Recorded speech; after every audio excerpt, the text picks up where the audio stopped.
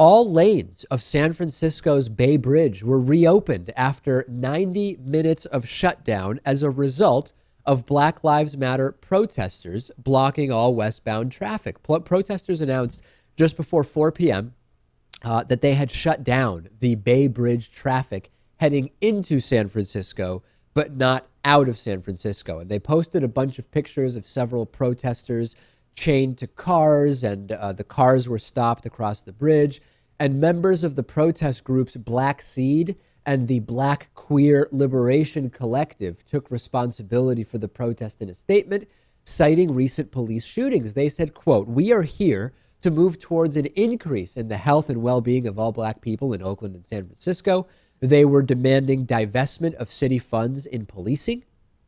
They are demanding investment in affordable housing. They want the resignation of Oakland Mayor Libby Schaaf and the termination of San Francisco Police Chief Greg Schur and Oakland Police Chief Sean Went, as well as numerous investigations of recent police officer-involved shootings. 25 protesters were booked into the San Francisco County Jail. They were charged with misdemeanor counts of false imprisonment, creating a public nuisance, and obstructing free passage. So listen, the specific demands here make sense to me. This protest makes more sense to me than that protest at the Quiet Library at Dartmouth, right? That made absolutely no sense to me. And someone emailed me and said, why do this? Why not go to the buildings where the legislators assemble and protest there? It's true that when you go to protest outside a legislator's office, rarely gets media coverage. This did get attention. You block a bridge, and when people are arrested, it's going to get a lot of attention. So, if attention is what you're going for, make it grand, to say the least. Avoid the quiet libraries, but at the same time, you're disrupting things and you're breaking the law.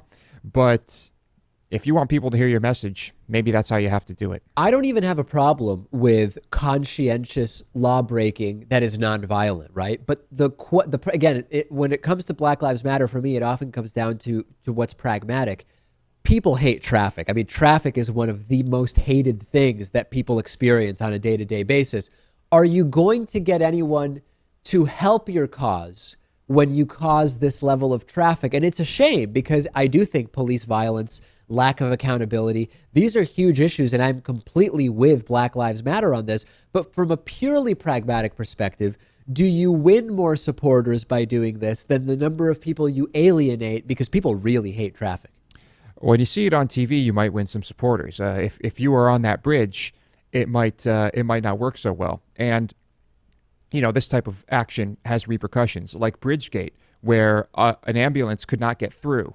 And someone ended up dying. Okay, what if there's someone on this bridge who's trying to get to a job interview or is trying to get to work, misses it, gets fired? What if they say, Lewis, okay, well, what about all the people that are being killed by police and nobody cares about that, right? I mean, what if they say that? You can say that. There are many ways to protest. Look, the Bernie Sanders BLM protest got tons of attention. Right. And I don't think it put anyone's job or livelihood or livelihood at risk. So I would say that I understand wanting to get attention. I would say blocking traffic is probably not the best way to do it. Pragmatically speaking. Pragmatically. Send me your thoughts on this. Very drastically varying opinions from our audience about these protests. Join us on Reddit, where we will certainly be discussing this. Go to davidpakman.com/Reddit. That's REDDIT.